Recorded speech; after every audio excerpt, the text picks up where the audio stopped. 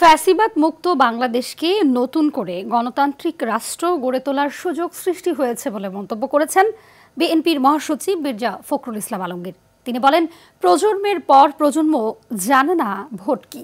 আওয়ামী লীগ গেল 15 বছরে $280 বিলিয়ন পাচার করেছে বলেও এ সময় অভিযোগ করেন তিনি। মাইদুর রহমান রুবেল জানাচ্ছেন, এর বিস্তারিত সহায়তা করেছেন আনিস হোসেন দুলাল। দিনাজপুর সরকারি কলেজের অর্থনীতি বিভাগের সুবর্ণ জয়ন্তী অনুষ্ঠানে যোগ দিয়ে বিএনপি মহাসচিব মির্জা ফখরুল ইসলাম আলমগীর বলেছেন, কি করুণ সময় গেছে, কেউ ভোট দিতে পারেনি। 15 বছরে প্রজন্মের পর প্রজন্ম জানে না ভোট কি জিনিস। পরপর 3টি মেয়াদে ফ্যাসিবাদ ক্ষমতা দখল করে দেশের মধ্যে ভীতিকর পরিস্থিতি তৈরি করেছিল বলেও জানান তিনি। কি করুণ সময় গেছে, চিন্তা করে দেখুন যে আমরা ভোট দিতে পারিনি। আমাদের এই ছেলেরা এখানে বসে আছে, আমার স্ত্রীর বিশ্বাস তারা ভোট কি বলে কখনো দেখতে পায়নি। তিনটে টার্ম 15 বছর গেছে, তারা সে ভোট দিতে পারেনি। এই কেমন গণতন্ত্রের কথা যে যেখানে মানুষ তার অধিকারটাকে প্রয়োগ করার সেই সুযোগটিও সে হারিয়েছে। মির্জা ফখরুল বলেন, গণতন্ত্র নির্বাসনে পাঠিয়ে আওয়ামী লীগ সরকার লুটপাটের রাজত্ব কায়েম করেছিল। গত 15 বছরে $280 বিলিয়ন পাচার করেছে বলে অভিযোগ তার।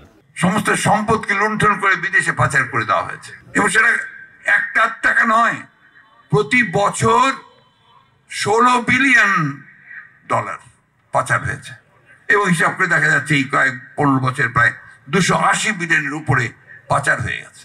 এরা কারা? এরা তো এই দেশেরই মানুষ। তারা তো রাজনীতি কথা বলেই তারা এসেছিলেন।